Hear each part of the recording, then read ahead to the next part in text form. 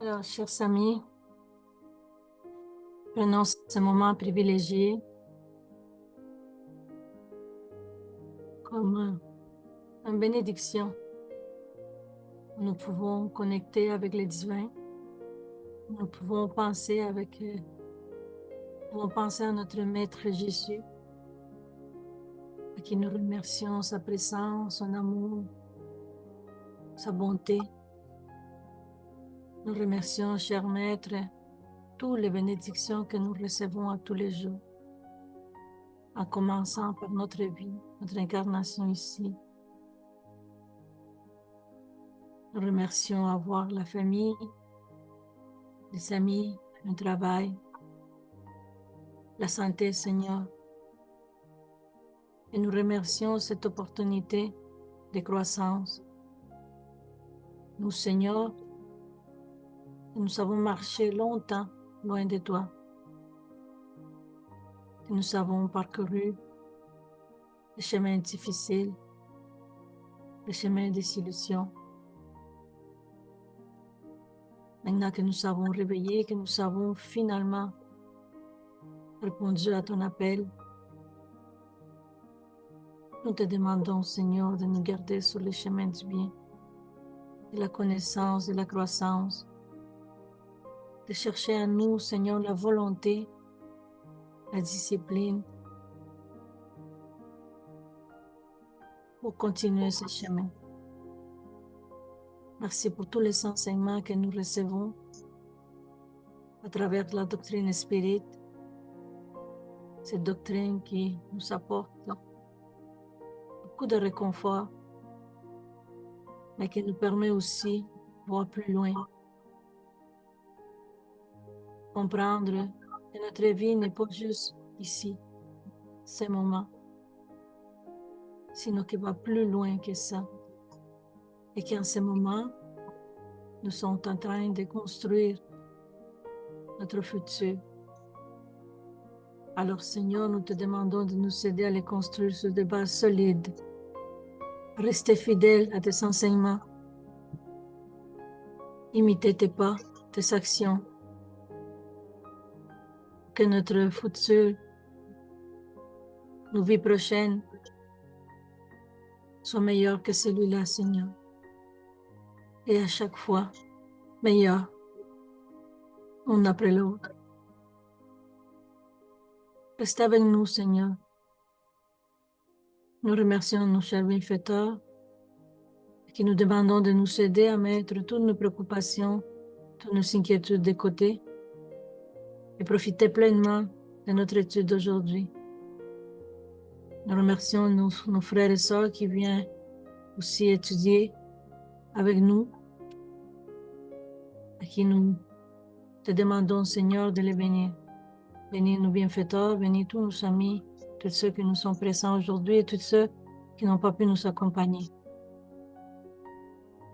Merci, Seigneur, que ta paix et ton amour nous accompagnent pour toujours. Ainsi soit. Merci beaucoup, Yuri.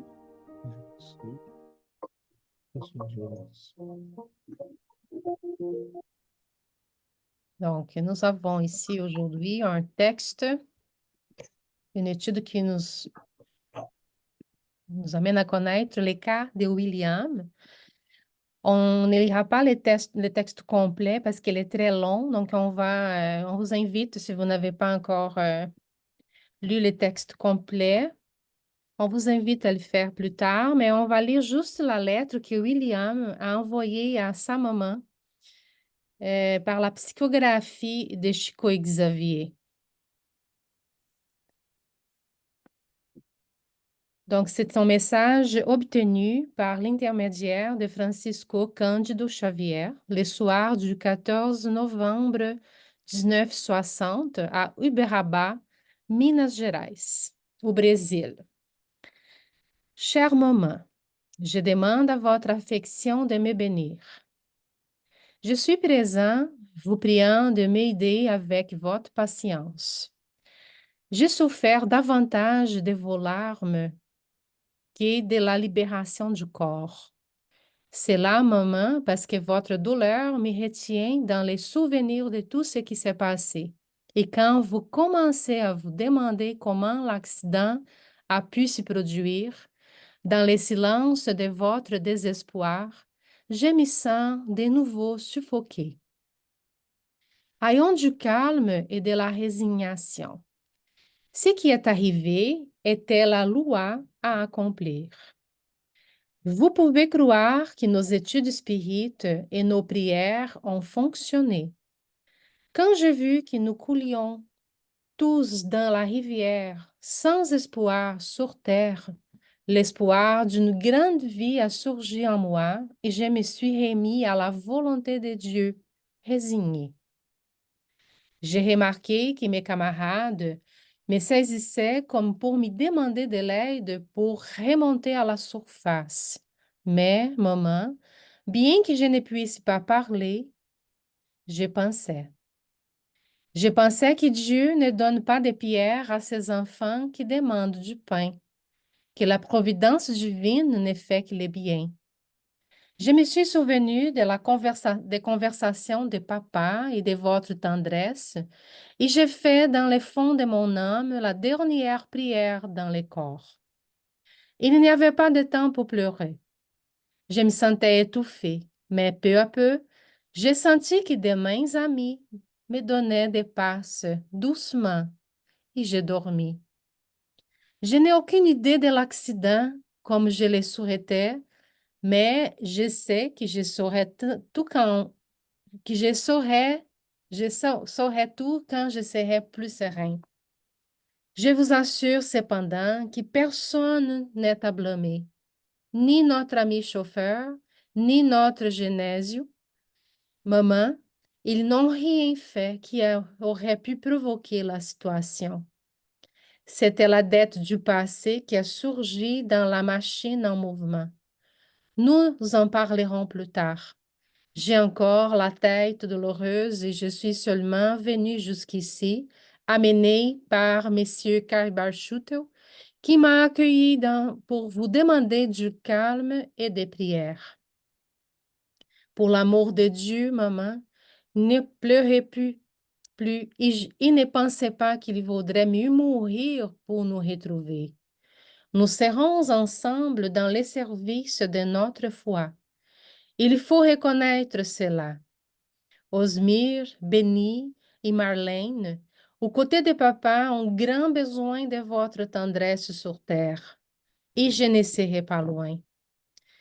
Tout ce que vous pouvez faire pour aider les garçons dans les besoins, faites-le avec amour et dévotion. Aidez maman à ce que tous nos amis de Rio Preto comprennent.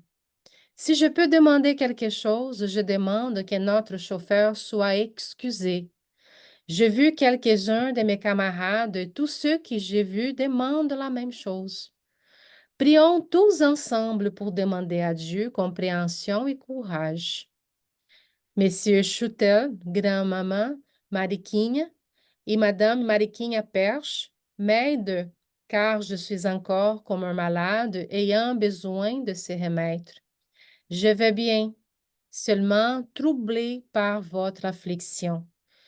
Je vous demande de remercier nos bonnes amies, Madame Clementina, Carlito et Tante Dulce Zacarias, pour les prières qui m'ont tant réconforté. Aujourd'hui, je ne peux pas écrire plus. Monsieur Chutel me demande de terminer cette lettre qu'il m'a aidé à écrire. Pardon. Pour vous, maman, pour les chers papas et pour tous ceux qui nous aiment, le cœur affectueux et reconnaissant de votre fils qui vous demande la paix et la confiance en Dieu. William José Gualiardi.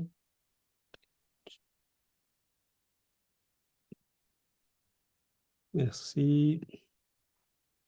Merci beaucoup, Giovanna. Merci beaucoup, Yuri. Merci à tous. 2 secondes, que je vais placer quelque chose ici. Nous avons un cas qui a été... allez-y. Ça a été une tragédie qui s'était passée à côté de la ville où moi et Giovanna, on habitait, à 50 kilomètres de chez nous. Évidemment, ça a été en 61, donc je n'étais même pas né encore. Euh, et là, on voit là l'autobus qui est tombé dans la rivière. Ça a été un groupe de jeunes qui partaient là ils jouaient de la musique, ils allaient participer dans un festival dans une ville à quelques kilomètres. Et à un moment donné, l'autobus est plongé dans la rivière. Donc,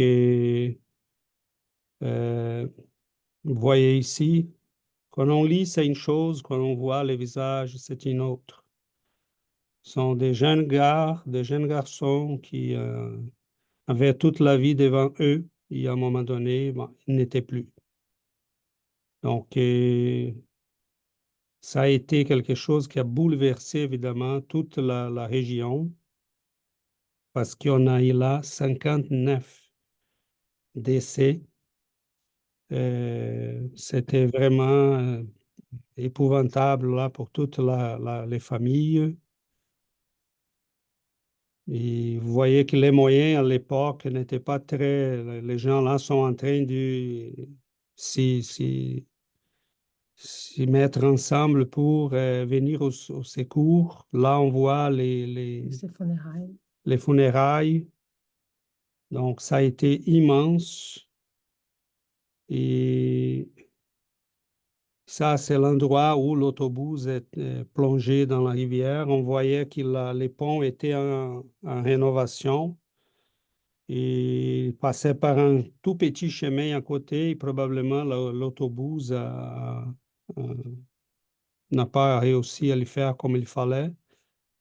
Et là, on voit aussi une photo des funérailles à l'époque. À nouveau, Les musiciens. les jeunes. Et après la liste des décès, des décédés. Et à la fin, ici, on voit les cas qu'on étudie parce que ces garçons ont réussi à revenir et à écrire par Chico Xavier à sa famille, que Chico ne connaissait pas. Chico, à ce moment-là, venait de déménager à Uberaba et ça faisait un an qu'il avait déménagé. Et à ce moment-là, il était... bonjour Christophe. Bonjour chers amis, bonjour, Bonjour, merci. bonjour, bienvenue. Désolé du retard, merci. Non, non, pas de problème. Et à ce moment-là, Chico, ça faisait une année qu'il n'est même pas, je pense, qu'il avait déménagé. Et bon, à l'époque, on n'avait pas vraiment de grosses communications au Brésil. Et Chico connaissait pas vraiment l'événement et la famille. Et il a reçu ces messages avec plusieurs informations qui assuraient la vérité de ces messages. Mais les messages en tant que tels, pour nous, ce n'est pas une question ces éléments pour nous sont plus qu'évidents. Chico était un médium qui était vraiment capable de ramener des informations d'une manière merveilleuse et qui prouvait la continuité de la vie. Cependant, en face de cette tragédie, évidemment, les familles, toute la ville était bouleversée, toutes les gens qui connaissaient ces familles étaient bouleversés. Et le message en tant que tel, elle a plusieurs éléments. C'est pour ça que j'appelle ça une étude des cas.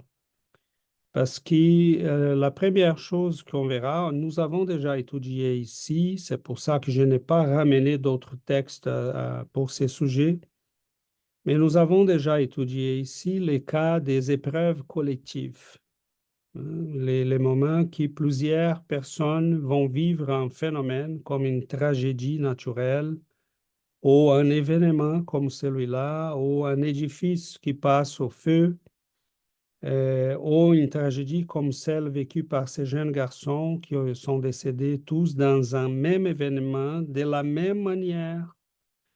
Donc, c'est la question des épreuves collectives. Allan Kardec a un très beau texte à ce sujet dans les livres Œuvres posthumes et d'autres dans la revue Spirit, qui nous ramène des informations très intéressantes au sujet des pourquoi, des comment cela se passe. Mais il y a d'autres éléments aussi dans ces messages qui sont à considérer. Première chose, c'est un jeune garçon aidé par un esprit, parce qu'il était une famille quand même spirit. Mais Kaibar Schutel était quelqu'un qui, nous savons, était un esprit d'une grande sagesse et lumière, un pionnier du spiritisme dans la région de São Paulo, même avant Chico Xavier. Et il était quelqu'un responsable, à ma connaissance, de plusieurs, disons, des dizaines des esprits réincarnés qui étaient sous sa supervision. Et je crois que dans ces cas, on a là quelqu'un qui était aussi, probablement plusieurs de ces jeunes, étaient des esprits qu'il suivait de près.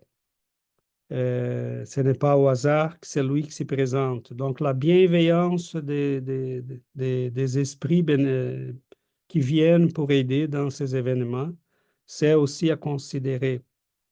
Les phénomènes de la mort en tant que tels, comment les garçons décrivent, qu'est-ce qui se passe, quelles sont les dernières pensées, qu'est-ce qu'ils ressentaient à ce moment-là, l'effet qu'il savait, qu'il connaissait le spiritisme, qu'il a pu prier, qu'il sentait la présence des esprits, qu'il appliquait des passes, qu'il endormait. Tout ça est à considérer aussi.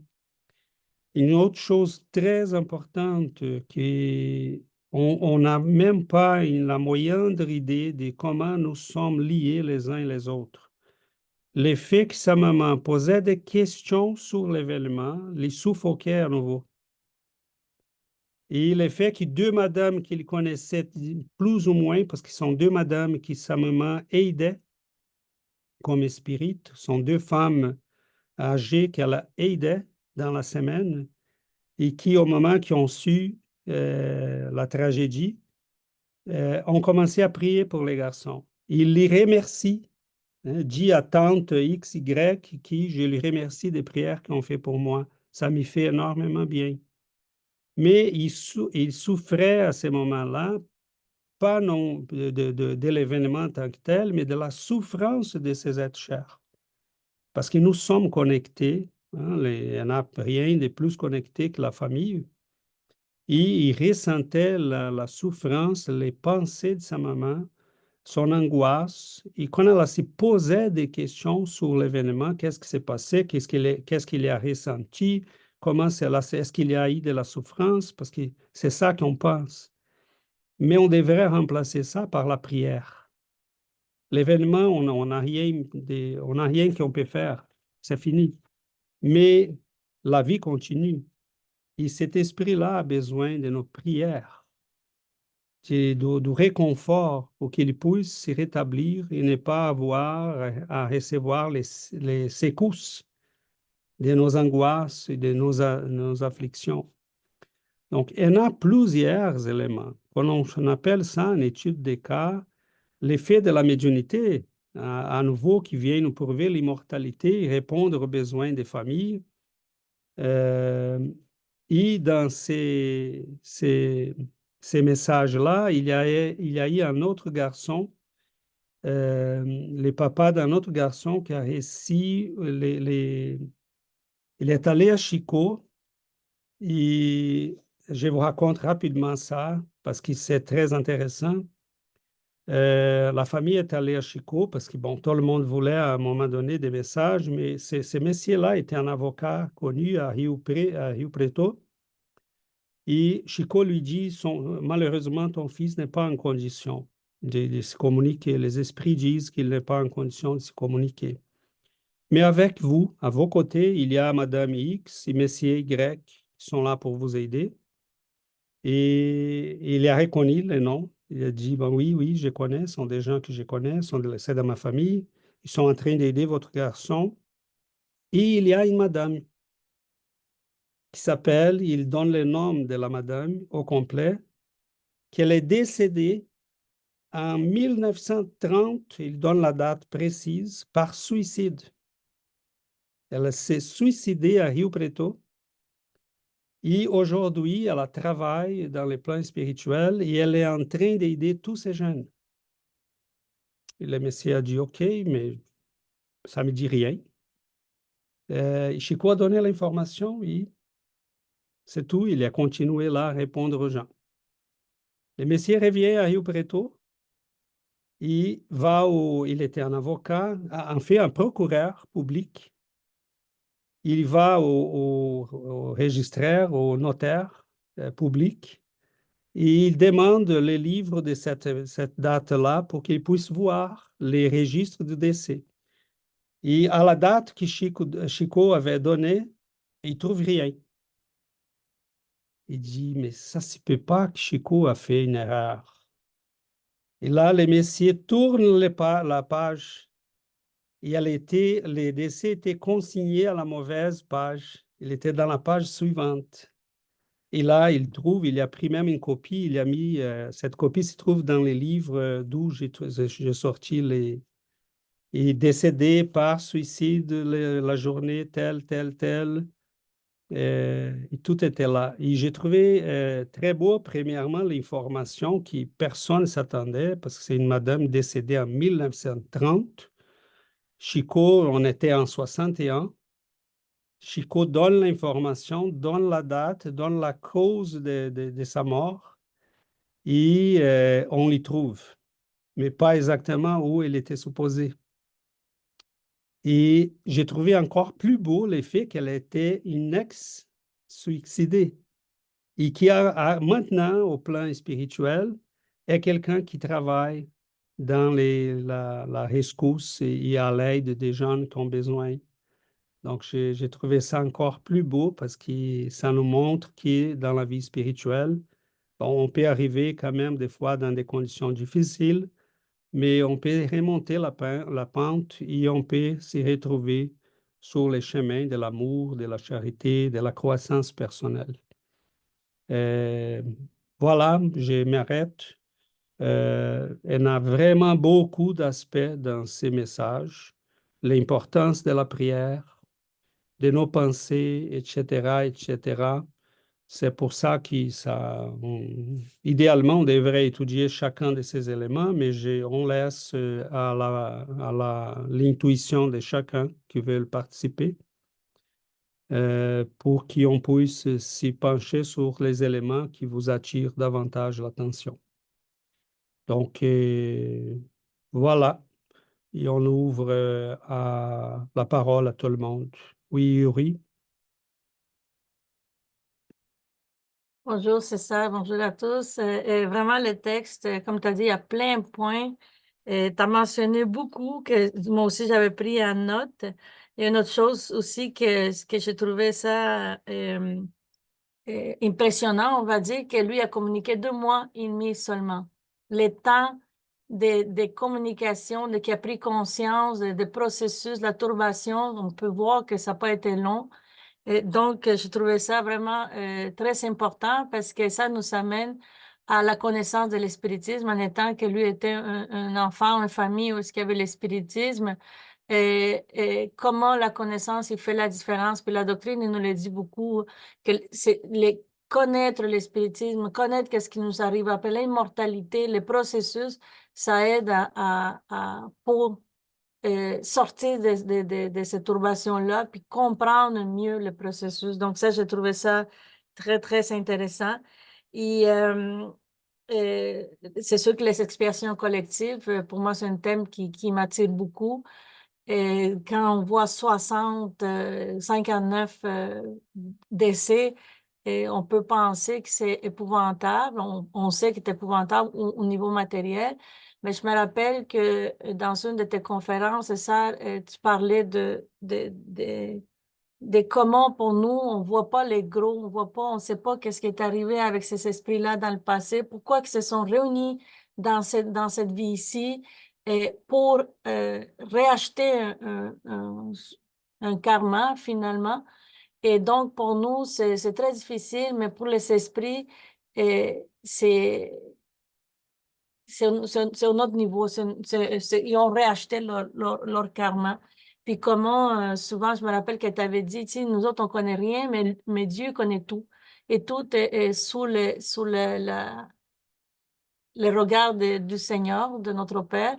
Et nous, on doit avoir confiance à ça. Donc, on sait qu'il y a une raison pour ça, que nous, on comprend pas, mais nous, comme esprit, on le comprend, mais qu'il y a un objectif à tout ça. Donc, moi, je trouve ça consolateur, comment que c'est réconfortant pour nous de savoir ça. Et dans les œuvres posthumes qui parlent de ces expiations collectives, il dit comment ils sont attirés magnétiquement par les forces du passé. Et donc, c'est des gens qui sont arrivés dans un endroit pour pratiquer la musique, pour apprendre la musique. Donc, il y avait cette sympathie de musique-là, mais il y avait aussi les liens de cette karma-là. Donc, ça est très, très base, mais très intéressant. Merci. Merci beaucoup, Yuri. Très, très intéressant, hein? Parce que même avant la réincarnation, probablement ils ont déjà planifié, hein. On va naître tous dans la même région, hein, et l'énergie, le magnétisme commence à les mettre ensemble dans la même. Il y a plusieurs éléments qui facilitent ça, hein. L'intérêt par la musique, habitent la même ville, vont étudier à la même école. Et il y avait 2 autobus, un pour les filles et un autre pour les garçons, hein. Donc, ils se ramassent ensemble Il y avait un monsieur qui est vivant jusqu'aujourd'hui, évidemment. C'est un journaliste, je le connaissais, mais je ne savais pas qu'il était impliqué dans cet événement. Et au moment que j'ai regardé les nouvelles de cette tragédie, j'ai vu son reportage. Et coïncidemment, il est un journaliste très reconnu dans la région. Et il était supposé y aller, lui, son cousin. Mais il dit, mais j'irai si mon cousin, il va. Mais son cousin travaillait dans un magasin. Les boss ont dit, non, tu ne vas pas, j'ai besoin de toi. Tu ne peux pas partir une fin de semaine et j'ai besoin de toi. Et là, il a dit, bah, mais sans mon cousin, je vais pas. Et là, en soirée, il reçoit la nouvelle. Il a dit, retourner à l'école. Et voir les chaises vides là, ça a été épouvantable, terrible pour nous tous. Il pleurait là au moment qu'il racontait l'histoire parce que ça lui revenait. Et, mais on voit que les mécanismes de la justice divine vont agir. Et ces esprits, tout se passe très vite. Pour nous qui sommes incarnés encore sur Terre, c'est une tragédie, c'est épouvantable, c'est la souffrance. Et moi, je ferais remarquer ça avant de dire n'importe quoi que ce soit. On a un immense respect par ces familles, par la douleur, par la souffrance. Et ce qu'on essaye de faire ici, ce n'est pas diminuer cette douleur et cette souffrance, mais c'est de dire que, bon, essayons de comprendre, parce que la compréhension nous aide à ne pas tomber dans la révolte, hein. C'est ça le problème. Donc, c'est très beau qu'on puisse développer cette compréhension. Cela n'enlève rien à la souffrance, hein. On peut avoir la compréhension et avoir la souffrance. Mais avoir la souffrance sans avoir la compréhension, c'est terrible. Parce que ça double, ça triple la douleur, hein, et la souffrance. Donc, Yuri a soulevé la question de connaître le spiritisme.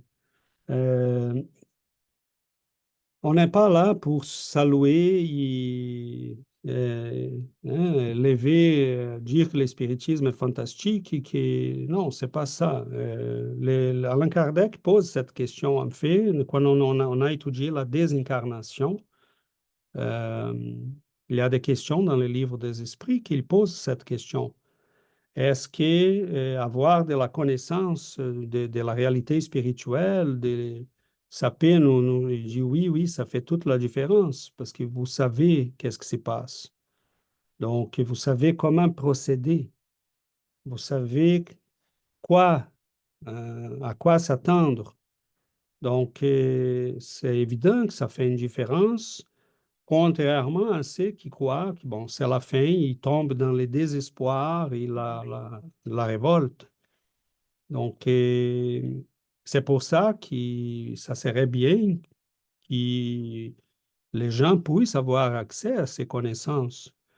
Et le spiritisme n'est pas une religion, n'est pas une hiérarchie, on n'a pas euh, des, des, des, Non. des révérences à faire à un pape ou à qui que ce soit. C'est une connaissance qui est disponible pour l'humanité pour enlever un petit peu la souffrance, la douleur, l'ignorance que nous avons de la vie spirituelle et comment ces mécanismes se passent. Donc, pour nous, c'est difficile à voir, et Yuri a soulevé un point très important, c'est ces mécanismes que nous ne comprenons pas nécessairement, mais nous savons qu'il y a un mécanisme. Hein. Donc, et les gens ne vont pas passer par une chose pareille pour rien.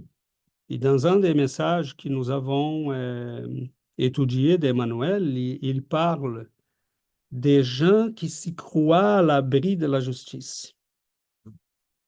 Je donne des exemples, ok? Il y en a plusieurs dans ces messages, mais il dit les avocats qui trompent la loi, les juges qui vont vendre leur sentence, les politiciens qui pensent que ce qu'ils font n'ont aucun impact sur la vie des gens, mais la famine, les désespoirs, ils sont responsables de tout ça. Donc, à un moment donné, on a une tragédie collective. Et on croit, oh, c'est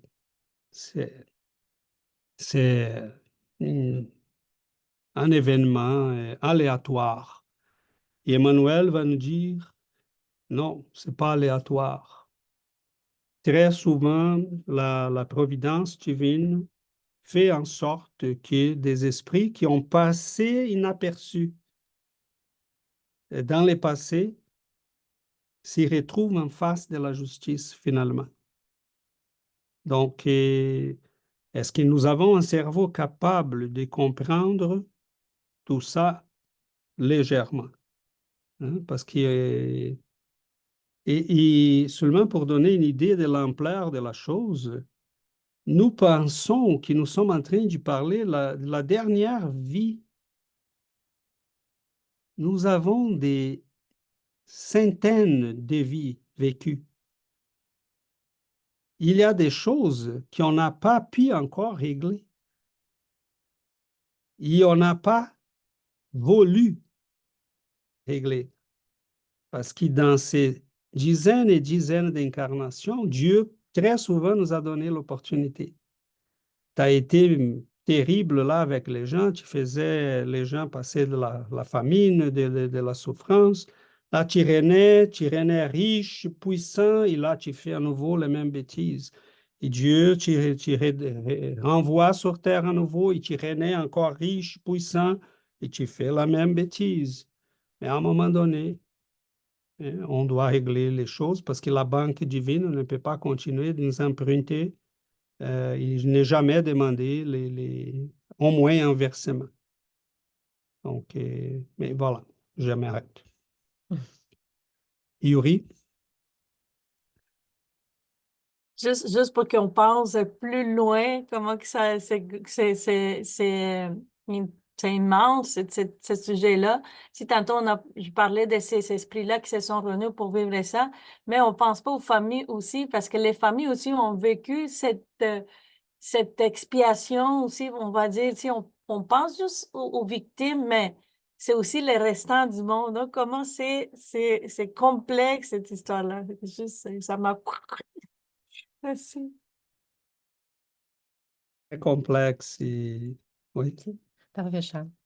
C'est très complexe, mais Ça nous amène à avoir la certitude de combien nous sommes chanceux de pouvoir étudier ces genres d'histoires et d'avoir accès à ces œuvres spirites parce que César il parlait du spiritisme, mais ces garçons-là, quand il est décédé, ils savaient prier. C'est pas tout le monde qui sait prier. Faire une prière, parler à Dieu, parler à ces êtres supérieurs, c'est pas tout le monde qui est capable. Donc, comment ça peut faire la différence dans une vie? Et aussi, j'ai trouvé l'aspect de ces garçons revenir pour avertir sa maman d'arrêter avec sa révolte, parce que sa révolte les touchait, il les faisait souffrir toujours. Un autre aspect qu'on n'a pas encore parlé, que j'ai trouvé très, très important, c'est qu'ils reviennent pour demander que les gens arrêtent de condamner les chauffeurs de l'autobus. Parce que lui, il n'y avait rien, c'était pas de sa culpabilité. Il n'était pas coupable de l'événement. Et c'est pas la première fois qu'une lettre reçue par Chico euh, aidait les gens à arrêter avec ce genre des sentiments envers quelqu'un. Un autre cas qu'on a déjà parlé ici, c'est un accident avec une arme à feu où un des amis est décédé avec tout le monde pensait que c'était un assassinat. Et il est revenu pour dire que c'était pas un assassinat, qu'il était avec son ami. Il est décédé avec, comment ça s'appelle, un disparo? Et, L'arme à feu avait disparu, je ne sais pas comment dire en français, mais ils ont pensé que l'ami avait assassiné les garçons et c'était pas ça, c'était un accident. Donc, il est revenu pour dire que c'était un accident, que son ami n'avait pas eu l'intention de les tuer. il jouait avec l'arme. Ils jouaient, ils ont trouvé l'arme Moi, il voulait- du papa d'un des garçons. Donc, c'était vraiment un accident. Et les juges ont accepté la lettre de Chico pour excuser La famille. la famille. La famille aussi avait accepté la lettre de Chico pour, dans les jugements, là, et les garçons étaient jugés dans un juge et allaient en prison. Et la lettre de Chico avait éclairer la situation et les garçons a pu sortir en liberté.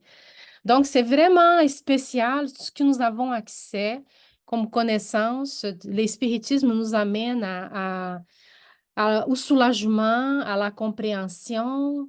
Et c'est vraiment, vraiment important que les gens puissent savoir parce que on avait 59 jeunes décédés. Un garçon est revenu pour écrire à sa maman, mais cette lettre-là a pu soulager la vie de tout le monde. Parce que c'est pas tout le monde qui a besoin de recevoir, mais un garçon qui est revenu pour raconter de l'autre côté qu'est-ce qui s'est passé, il n'a pas dit c'était quoi la motivation de cet accident, pourquoi les 59 personnes ont décédé, mais sûrement il y a une raison. Et on voit en lisant les livres spirites la programmation qui s'y fait au plan spirituel.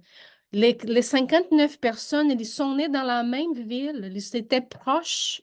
Donc, il y a toute une programmation de réincarnation. Ces personnes-là, ils ont été amenés à la vie dans la même région pour qu'ils puissent s'y retrouver. Donc, c'est merveilleux comme les regards, l'ampleur de ces regards qu'on a avec le spiritisme et de savoir que nous sommes ici sur Terre, mais il y a toute une raison, il y a toute une programmation pour la vie de chaque personne. Il y a toujours des apprentissages à se faire. Et on pense que la vie, c'est juste pour commence à la naissance et se termine à la mort, ont vraiment du trouble parce que ça explique rien de ce qu'on passe dans la vie, les événements comme celui-là et d'autres événements plus simples qu'on vit dans notre vie quotidienne. Il y a une programmation importante et l'espiritisme nous amène à faire connaissance de toute cette programmation, du travail des bienfaiteurs, ces esprits de lumière qui travaillent vraiment beaucoup pour pour aider à tous ceux qui ont besoin encore de se rattraper, de reprendre la vie, de reprendre l'apprentissage. C'est vraiment merveilleux. C'est un grand portrait qu'on a. Et la souffrance de ces gens a été réelle. Ils ont eu de la souffrance. Et, et je répète, euh, je répète, euh, la souffrance était réelle. Il s'est racheté d'une dette, des dettes de son passé. Donc, il y a eu des moments de souffrance terribles. Mais pour ces esprits, plusieurs reviennent plus tard pour nous dire, oui, nous comprenons, il y a eu de la douleur, mais ça a été très rapide. Et nous, on s'y sent finalement libérés. Parce que la conscience de ces esprits ne le laisse pas en paix. Il y a des dettes que nous avons créées pour nous-mêmes qui nous vont nous poursuivre pendant des siècles. Et des fois, la providence divine nous laisse l'opportunité de payer avec l'amour. Mais nous, on veut régler les choses. On dit non, non, non, il faut que je paye ça. Je ne peux pas continuer. Donc, ce sont ces esprits qui disent, j'ai déjà rencontré ici une fois, qu'il y a une phrase de Jésus, je passe Jonathan, il y a une phrase de Jésus qui dit qu'on doit chercher le royaume de Dieu en premier, la justice divine et sa justice. Et un ami à Chico a demandé, mais pourquoi la justice et pas l'amour de Dieu? Et pourquoi Jésus parle comme ça? Il dit, il parle comme ça à cause de la dureté de notre cœur, parce qu'il de notre conscience, parce que Dieu nous donne toujours l'amour comme possibilité. Mais nous, des fois, sommes tellement durs envers nous-mêmes que nous voulons la justice de Dieu. Et on veut régler les choses par la justice. Mais nous avons toujours la possibilité de l'amour. Jonathan? Bonjour à tous. Tu viens juste de répondre un peu à ma question. Et moi, ce qui m'a le plus touché, c'est le premier paragraphe quand William dit à sa mère, votre douleur me retient dans le souvenir de tout ce qui s'est passé. Et quand vous commencez à vous demander comment l'accident a pu se produire, sa réponse que tu viens de dire, c'est que, et je pense que ça a à voir avec la culture. J'ai grandi catholique, chrétien, quoi que ce soit, et j'ai l'impression, j'ai l'impression que le message que j'ai reçu, c'est on veut la justice. Si quelqu'un fait quelque chose de mal, Dieu doit punir cette personne-là. Et je pense que c'est cette façon-là que j'ai appris de ce côté chrétien, quand Dieu va faire la justice, cette personne-là va aller en enfer ou quoi que ce soit. Et ces dernières années, j'ai participé à des conférences avec des docteurs, des scientifiques qui sont proches des gens qui meurent, etc. Et vraiment, on apprend la mort, qu'est-ce qui se passe à la mort, et c'est des témoignages de personnes qui sont scientifiques, etc. Et je pense que dans notre culture, on ne nous apprend pas à la mort. Et c'est quelque chose que j'ai trouvé dans le spiritisme. Ce qu'on ne réalise pas, c'est que apprendre la mort, c'est apprendre la vie. Dès qu'on est né, le corps décaille et se dégrade. Dès qu'on est, en anglais, on dit « you're 1 year old ». Tu es 1 an vieux. Tu es 2 years old. Tu es 2 ans vieux. Dès qu'on est né, le corps physique se dégrade. Et mon expérience avec différentes cultures, j'ai grandi dans un pays musulman, mon père est musulman. L'approche à la vie physique, oui, les gens, quand ça m'est arrivé plein de fois d'aller dans un endroit, et par exemple, le taux de mortalité où j'ai grandi en Mauritanie, les enfants, je vais dans un village, il y a un enfant qui est né, il y a 3 mois, 6 mois, je reviens 3, 6 mois plus tard. Je dis, hey, où est le petit garçon qui était là? Ah oui, il est mort. Il a tuberculose, il a quoi que ce soit. Et ils sont heureux, ils ont été malheureux quand le bébé est mort, mais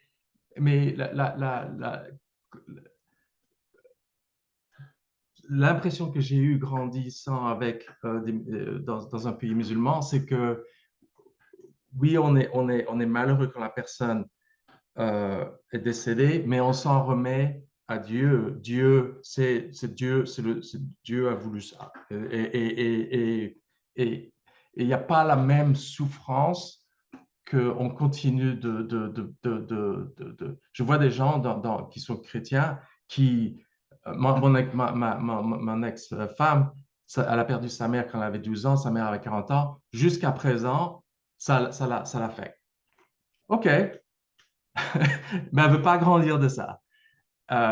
Et c'est ce que dit William. Il se dit, maman, juste vous demandez comment l'accident s'est pu se produire. La mère, elle souffre tellement parce elle essaie de savoir ce qui s'est passé. Le chauffeur, comment ça se fait qu'il a pu s'échapper? Est-ce qu'il a laissé il a sauté du bus et il a laissé les enfants mourir? C'est pour ça qu'elle souffre. Et donc, elle a dû aller à Chico Xavier ou la famille pour avoir des réponses. Si les familles, la maman avait appris qu'il y a le corps et l'esprit et la mort, etc., elle n'aurait pas eu à aller à Chico Xavier, elle aurait eu la réponse. Quand on vient sur Terre, il y a des gens qui vivent 20 ans, 30 ans et qui sont mémorables. Jésus-Christ, Bob Marley, ces gens-là ont vécu 30 ans, 40 ans et on se souvient d'eux. Ce n'est pas la durée de la vie qui est importante, c'est ce qu'on est venu faire en tant que conscience, etc. Ça fait plusieurs années, c'est fait avec, je parlais de cas musulmans, dans la culture bouddhiste, quand quelqu'un décède, on fait une poa. Une poa, c'est on se rassemble et on célèbre l'esprit et on veut que l'esprit, on prie pour que l'esprit aille dans un autre esprit plus enlightened, illuminé. Donc je pense que c'est juste une question de culture, qu'on ne nous apprend pas la vie, la mort et qu'est-ce qui se passe et on n'est pas préparé.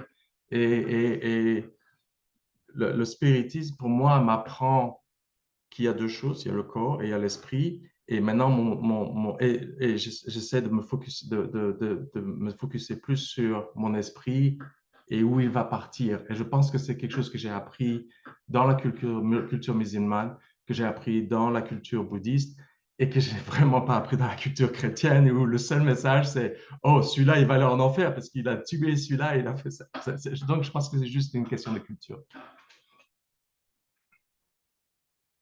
Merci, Jonathan. Tu touches à plusieurs éléments très, très importants, mais la seule chose, on doit remplacer culture chrétienne par catholique. Malheureusement, l'Église, dans ces 2000 ans, elle nous a mis à la tête une perception très erronée. Jonathan a dit la question du ciel, de l'enfer, du purgatoire, etc. La punition, c'est vraiment, aujourd'hui, libéré de tout ça, ça nous semble anodin. Mais ce n'est pas anodin, il y a des siècles et des siècles de souffrance derrière tout ça, parce que c'est une pensée erronée. C'est une conception erronée. Et on croit que cela n'a pas d'impact sur la vie des gens, mais oui, il y a des impacts. Et on voit un jeune garçon qui était d'une famille spirite. Sa maman, évidemment, comme toutes les mamans, vont se désespérer. Hein, et même en connaissant le spiritisme, elle est allée chercher, mais elle avait vraiment pris le temps de méditer la connaissance. Elle aurait déjà les réponses, mais on vit tous, c'est l'attachement qu'on a à nos êtres chers, c'est compréhensible. Mais c'est probablement le seul garçon qui est revenu en condition, il est aidé encore, parce que ça faisait pas très longtemps qu'il était décédé, pour rassurer toutes ses familles. parce que ces messages-là n'ont pas rassuré seulement la famille en question, mais toutes les familles. Donc, les esprits bienveillants ont dit, prenons celui qui est capable et ramenons-les à Chico pour qu'ils puissent répondre à ces gens-là et calmer un peu ces esprits, cette douleur, cette souffrance. C'est l'amour de Dieu qui répond toujours à nos souffrances. Mais ça aide quand nous avons des bonnes conceptions de la vie. Et c'est le temps, parce que je vois encore, il y a des milliers de gens qui croient à tout ça. Vraiment des milliers de personnes qui croient à tout ça. Et d'autres croient que nous allons nous effacer. Tu vas dormir, ou tu vas attendre la résurrection. Mais mon Dieu, Le sommeil c'est éternel. le temps qu'on commence à se poser des questions. Et aujourd'hui, Jonathan parlait des scientifiques. Il y en a des dizaines de scientifiques qui sont en train d'étudier les cas des morts imminentes, qui sont en train de publier.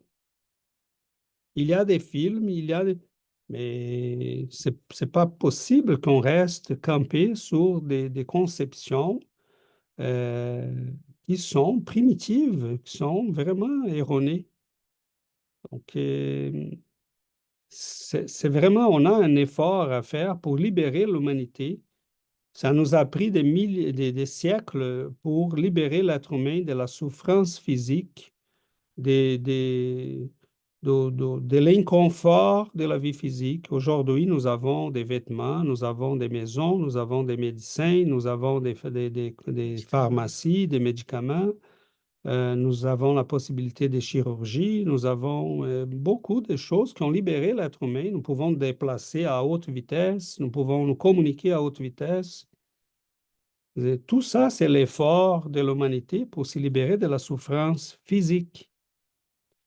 Mais il y a des siècles aussi, même des millénaires, là, on a des esprits comme Bouddha, comme Socrate, comme Jésus, comme tous ceux qui sont venus après, qui ont essayé de nous ramener à la libération de la souffrance.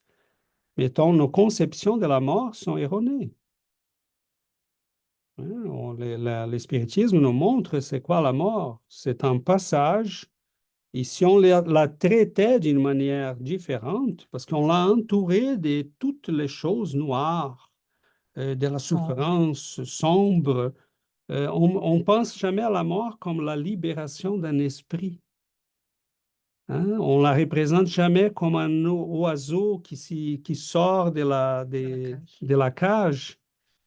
On la montre toujours dans les cimetières, les images des ténèbres. Et non, hein, plusieurs esprits reviennent pour nous dire, mais c'est finalement la libération. J'étais fatigué de ce monde, de cette souffrance. Mais le problème, c'est comment arriver de l'autre côté. C'est pas mourir, mais comment vivre pour bien mourir et pour bien arriver à la destination. Jonathan? Ce qui est intéressant, et on ne le notice pas, on ne prend pas note, même Disney s'intéresse à la vie des esprits à travers des films. Je vous donne 3 exemples. Le film avec la journée des morts, Coco, c'est à propos des esprits. Soul, c'est cet artiste américain qui décède, c'est son esprit, il est en train de partir, mais il revient, il ne peut pas partir, il s'attache. Et il y a un autre film qui est venu il y a 2 semaines, Inside Out. Et actuellement, c'est Inside Out 2. C'est la même chose. Si vous regardez ce movie, c'est des esprits qui contrôlent des esprits sur Terre. Ce sont des films extrêmement, des animations extrêmement populaires. Et c'est intéressant que ça vienne de Disney. Chaque fois, je demande à ma fille, quand on va voir ce film, je dis, qu'est-ce que tu as de film? C'est difficile pour un enfant d'avoir vraiment le message, parce que c'est fait avec des animations rigolantes, mais c'est intéressant que Disney, à travers le pouvoir qu'ils ont, je pense qu'ils essaient de changer la culture et de communiquer un message, de nous communiquer un message. Est-ce qu'on peut le capter ou pas? Ben, Ouais, mais c'est intéressant que ces films qui sont vraiment très célèbres et que les gens, qui sont produits à gros budget, etc. Yeah. Ouais.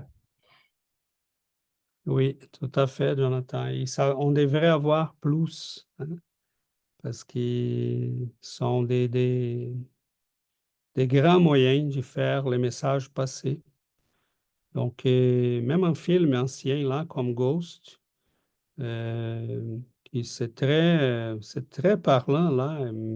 Ils ont fait une œuvre vraiment extraordinaire. Je me rappelle d'avoir lu qu'ils ont s'y renseigné auprès de beaucoup de médiums, de la littérature.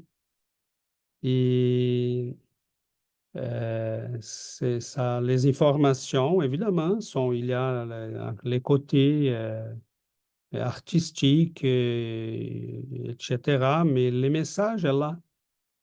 Le message est là.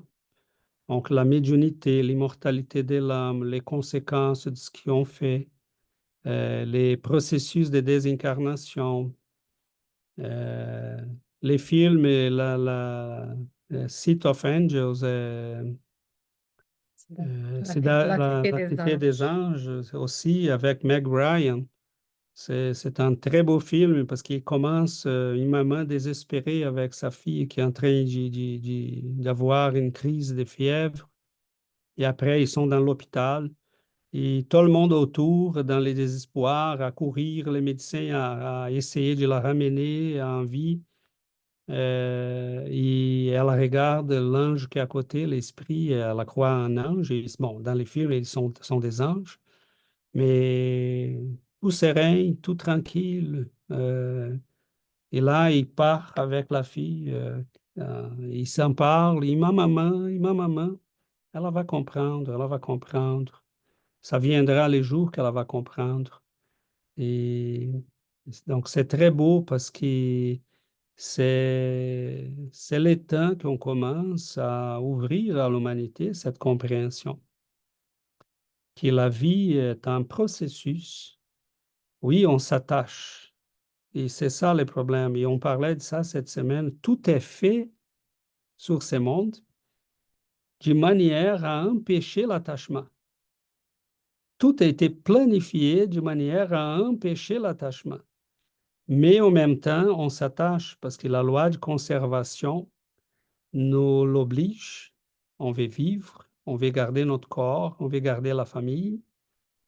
Mais au fur et à mesure qu'on s'y détache de la loi de conservation pour commencer à regarder vers l'esprit, vers l'éternité, on commence à changer ça.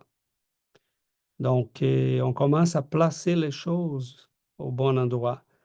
Tout est fait, et c'est une contradiction terrible parce que tout est fait pour qu'on ne s'attache pas, mais la loi de conservation nous oblige l'attachement, parce que sinon on ne resterait pas en vie. Imaginons un esprit ignorant qui ne sait rien de la spiritualité, des devoirs, des croissances spirituelles. Et là, on l'ouvre à cet esprit la perception des endroits les plus beaux dans l'univers.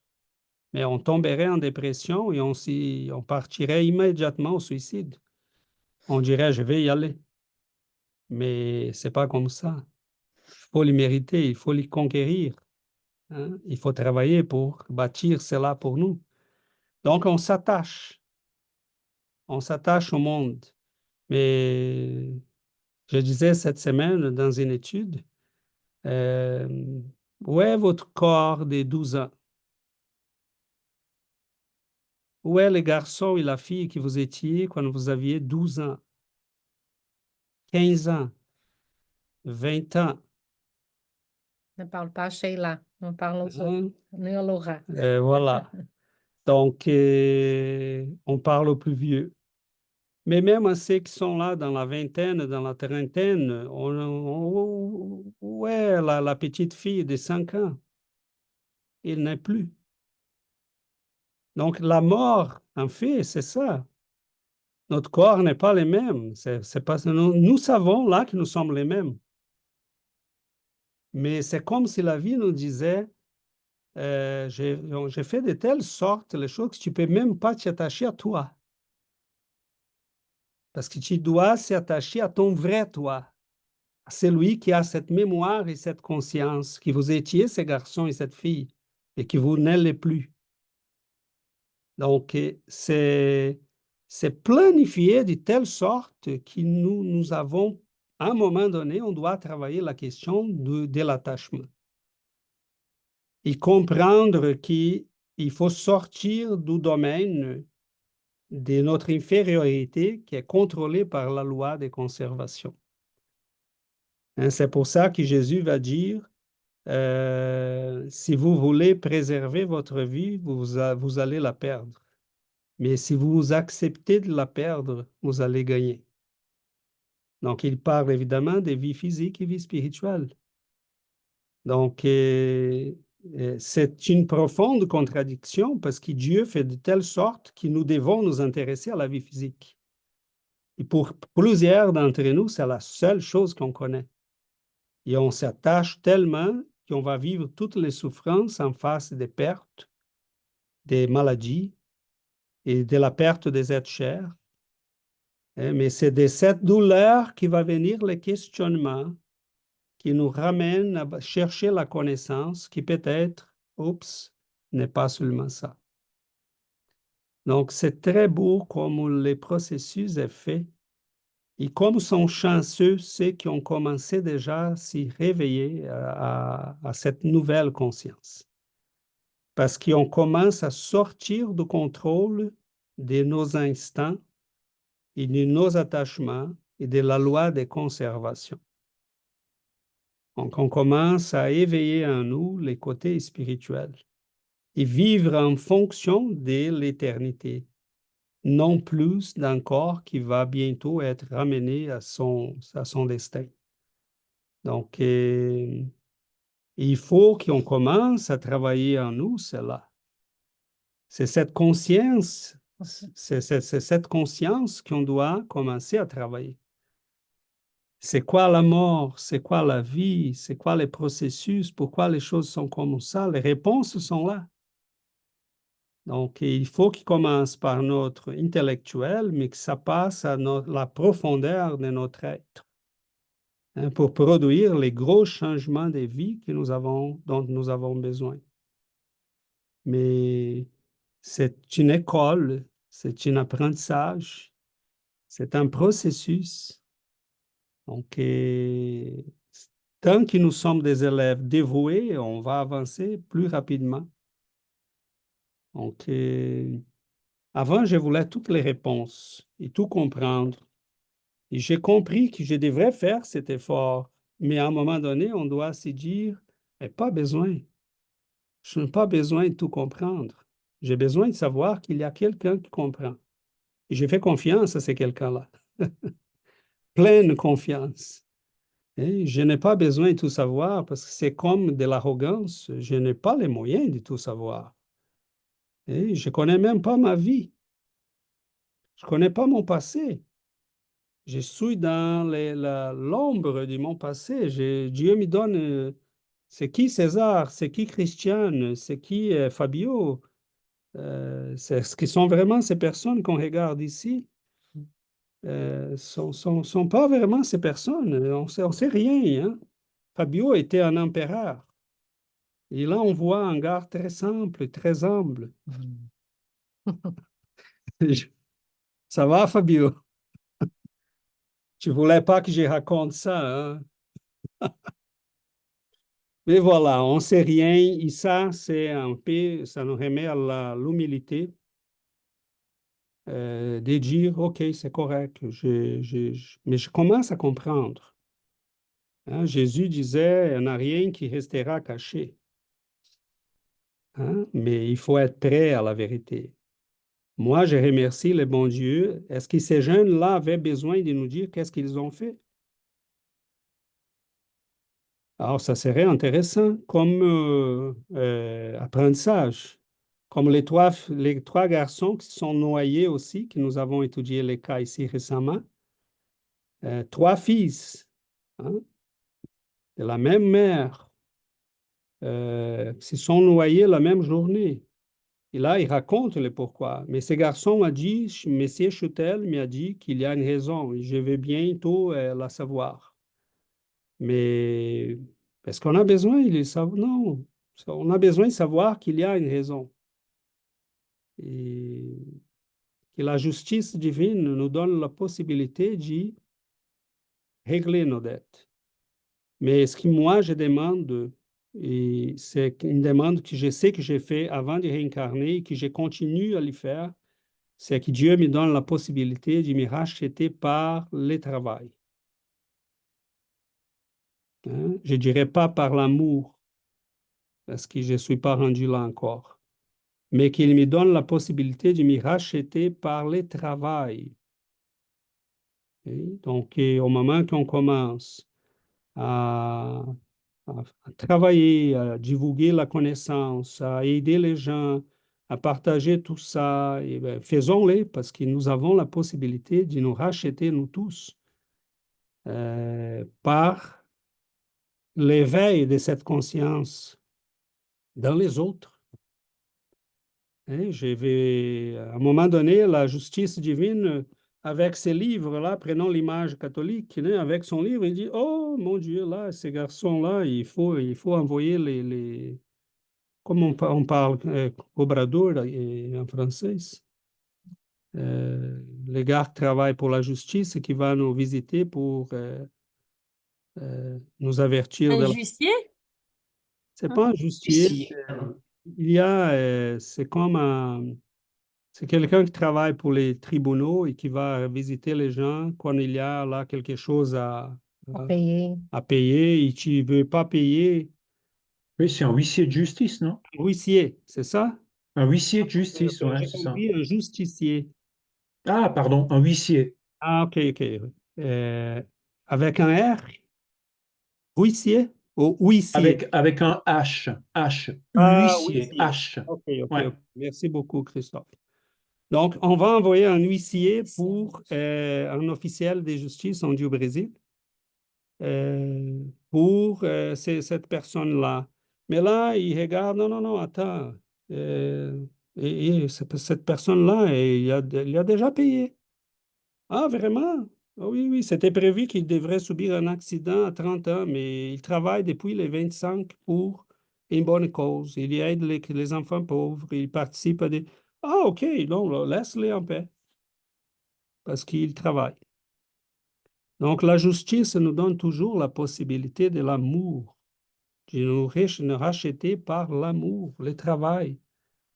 Donc, mais toute cette compréhension, c'est merveilleux, comme Giovanna disait, parce que les gens qui nous écoutent, qui nous écouteront peut-être un jour, qui ont perdu des êtres chers, qui ont subi des tragédies, qui ont vécu des situations difficiles, mais même votre pensée est importante.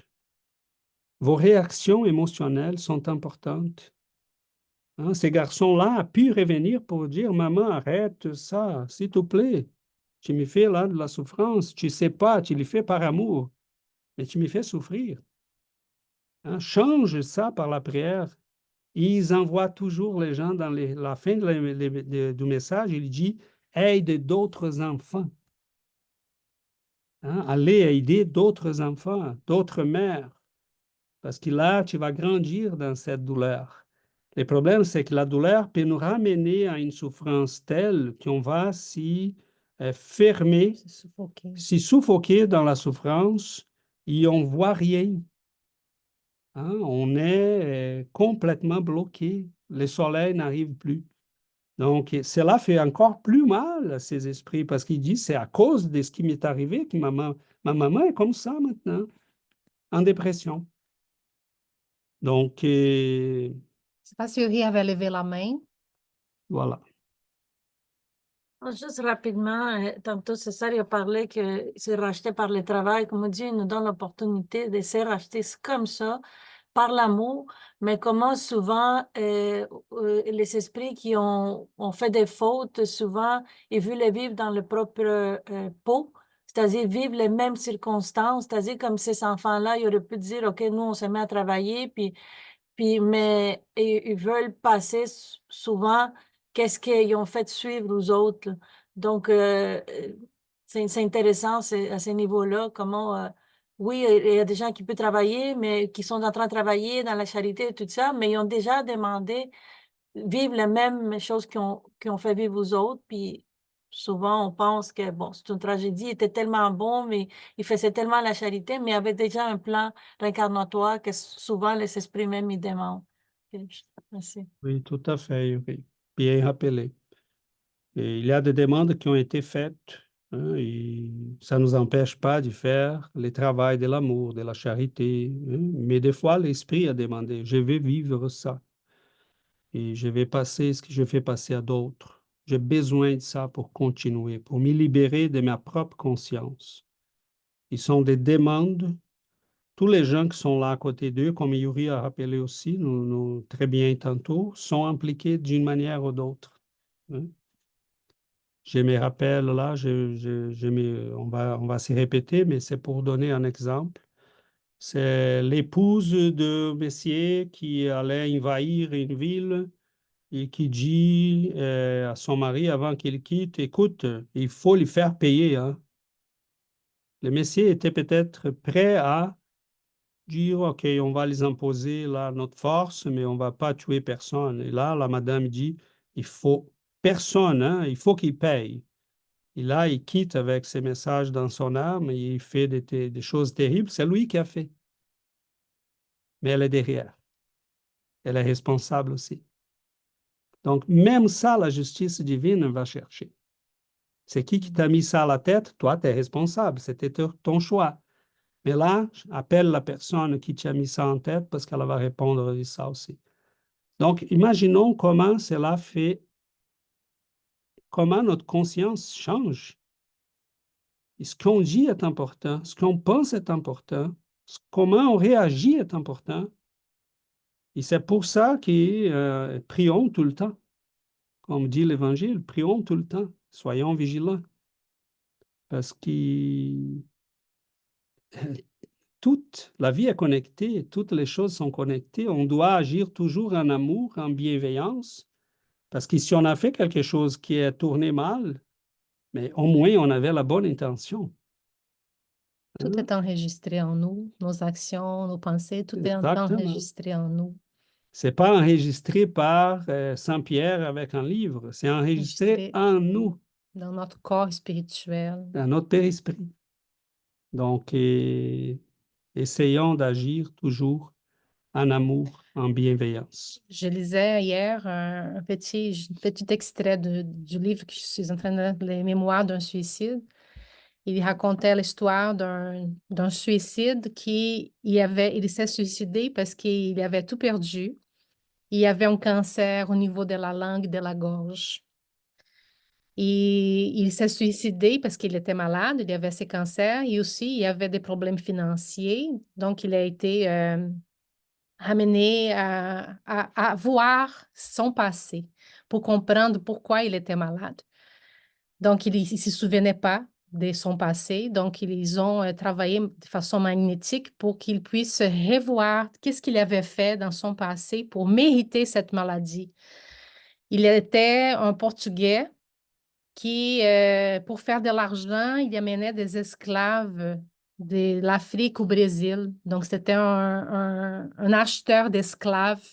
Il était un monsieur qui avait une ferme au Brésil. Il y avait des esclaves. Il vendait, il vendait les enfants des esclaves. Il séparait les enfants de leur mère. Et donc, il faisait beaucoup, beaucoup de choses au niveau de ces gens-là. Et à un moment donné, il y avait un esclave qui était malheureux. Je pense qu'il parlait des choses. Et ce monsieur-là, celui qui se souvenait de son passé, il avait demandé de brûler la langue de l'esclave. Donc, et après, dans sa vie, dans sa prochaine vie, il est né avec un cancer au niveau de sa langue, de sa gorge, parce qu'il se rachetait de son attitude envers cet esclave. Mais il y avait après, avec la maladie, il s'est tué, donc il avait empiré son problème. Donc, il allait revenir au monde il préparait sa réincarnation. Il revenait au monde, mais parce qu'il avait aussi fait ça, il n'avait pas, avec son suicide, il n'avait pas payé sa dette. Donc, il allait revenir au monde avec d'autres karmas, parce qu'en plus d'avoir fait tout ça avec les esclaves, il s'est suicidé. Donc, il avait empiré son problème. Donc, on ne connaît pas les causes des problèmes, mais on connaît, il y a toujours une raison, comme César disait, il y a toujours une raison à nos souffrances, à nos douleurs. Et quand on connaît le spiritisme et on lit les histoires, on a toujours notre compréhension s'élargit et on voit que la vraie vie, c'est c'est la vie de l'esprit et que nous sommes ici pour apprendre vraiment, pour construire notre avenir. Parce que comme César a dit, c'est très important ça et je trouve merveilleux. On va tous mourir et on va tous vivre une vie après la mort, mais cette vie-là, elle sera la conséquence de notre vie ici. Donc, il faut apprendre à vivre ici si on veut avoir une bonne vie après la mort. Parce qu'ici, cette vie ici n'est rien, elle est très fragile. C'est l'apprentissage, c'est l'école, c'est la prison ou c'est l'hôpital, comme on dit toujours. Mais vivre ici va construire notre avenir. Ça, c'est Voilà. très important. Ils sont des... On arrive là à la fin, mais avant qu'on passe à la prière, je me rappelle l'histoire que Giovanna racontait. Ça me rappelle un esprit qui est venu dans une de nos réunions. Et elle disait à un moment donné, c'est une madame qui disait, mais qui était très révoltée. Et elle disait, ça m'est arrivé la pire des choses qui peut arriver à une femme. J'ai perdu, j'ai donné naissance à mon fils et je suis décédé à ce moment-là. Et j'étais séparé de mon fils de la pire des manières. Et pendant les processus de communication, les esprits en profitent, les bienfaiteurs en profitent pour commencer à ouvrir la perception. Et elle commence à dire, mais c'est quoi ça que je vois? Non, non, c'est pas moi, c'est pas moi, elle disait. Et là, elle commence à s'y voir dans son passé et elle prenait les petits-enfants nés de ses esclaves et les prenait là immédiatement, les séparait de sa main, de ses mamans, les laissait pas même le temps de s'attacher de manière à qui elle pourrait les vendre sans problème. Donc, elle a donné à une autre femme nourrice et après, elle les vendait parce qu'il ne voulait pas. Et donc, là, elle s'y rend compte qu'elle faisait ça et là, elle comprend qu'est-ce qui s'est passé avec elle. Donc, il y a beaucoup de choses. Et qu'est-ce que le spiritisme nous dit? Mais comprenez ta souffrance. Tu n'as pas besoin de savoir exactement les causes, c'est préférable de ne pas les savoir. Si tu es capable de s'y racheter par l'amour, au moins, de traverser ta souffrance en résignation, avec dignité, euh, avec la patience, tu es en train peut-être de t'y racheter aussi. Donc, on a là immensement de choses à réfléchir. Je trouve merveilleux qu'on puisse avoir cette compréhension. C'est merveilleux parce que nous avons la possibilité, et je vais répéter, ça n'enlève pas la douleur, hein, parce qu'on doit vivre ces douleurs, ces souffrances. Ça fait partie de nos besoins, malheureusement. Mais l'amour est toujours une option. Même la manière dont on réagit à ces douleurs, mais ce messier s'est suicidé. Il était là, il y avait quelque chose qui lui faisait payer son passé. Et il s'est révolté. Il a empiré les problèmes. Donc, et ayons la patience. C'est pour ça qu'on dit aux gens, passe pas très rapidement à la mort assistée. Réfléchis au suicide, à la révolte, en face de la douleur, de la souffrance. Pense à ce qu'il y a derrière tout ça. Et tu vas peut-être être ramené à la compréhension. Bon, voilà, mes amis, je pense que c'est une merveilleuse étude des cas. On n'a pas pu toucher à tous les éléments en la profondeur qu'on peut-être on serait souhaitable. Et on a touché quand même à plusieurs éléments.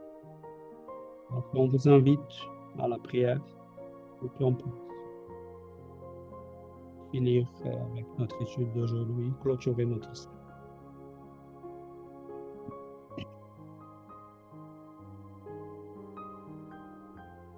Chers amis,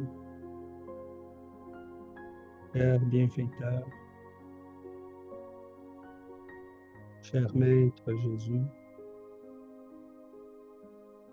nous vous remercions, Seigneur, nous vous remercions, chers amis, de votre amour, de votre bienveillance, de la lumière qui est versée sur nous, qui arrive à nos cœurs, à nos consciences. Lumière qui est en train de nous éveiller à cette beauté de la vie, à cette compréhension plus profonde. Lumière qui est capable d'éclairer nos chemins. Qui savons-nous, Seigneur, de la vie, de nous-mêmes? Quelle compréhension avons-nous des lois, des processus? On ne sait pas beaucoup, mais nous comprenons déjà, Seigneur, qu'il y a un amour et une justice. Il y a un amour qui nous aime pour des vrais, qui essaye de nous guider, de nous montrer les chemins,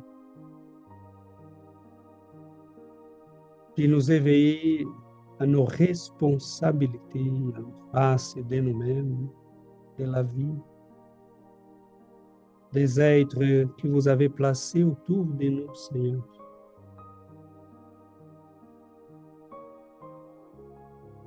Quel lien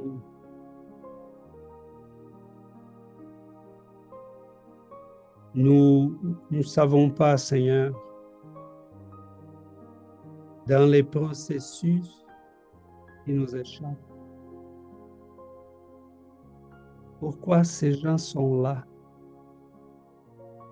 Mais nous savons déjà qu'on doit les aimer, qu'on doit s'y racheter ensemble. Et s'ils n'ont pas la compréhension, on doit comprendre son incompréhension. Que nous puissions, Seigneur, transformer nos âmes. Que nous puissions éveiller cet amour en nous. Les sentir en nous. Parce que l'amour est vraiment le grand libérateur de nos âmes. Nous vous remercions, Seigneur, et nous vous demandons que cette lumière puisse être amenée par ces esprits bienveillants à nos foyers, à nos êtres chers, à nos amis qui n'ont pas pu être avec nous aujourd'hui. Que cette lumière puisse être amenée à nos frères et sœurs dans les prisons, dans les hôpitaux, pour ceux qui éprouvent l'obsession, la dépression, la souffrance psychique. Nous avons, Seigneur, tellement besoin de cette lumière et de cet amour. Que cette lumière et cet amour puissent trouver un foyer en nous. Et à partir de nous, qu'il puisse se répandre autour. Nous vous remercions et nous remercions la présence de ces amis bienveillants. Mais aussi la présence de ces amis qui sont venus et qui partagent avec beaucoup de contentement des moments de prière et de réflexion. Merci Seigneur. Merci cher guide. Merci chers amis. Nous vous demandons Seigneur de poursuivre sur ces chemins. Que nous puissions avoir votre bénédiction pour travailler, pour étudier, pour servir. Merci infiniment. Ainsi soit-il.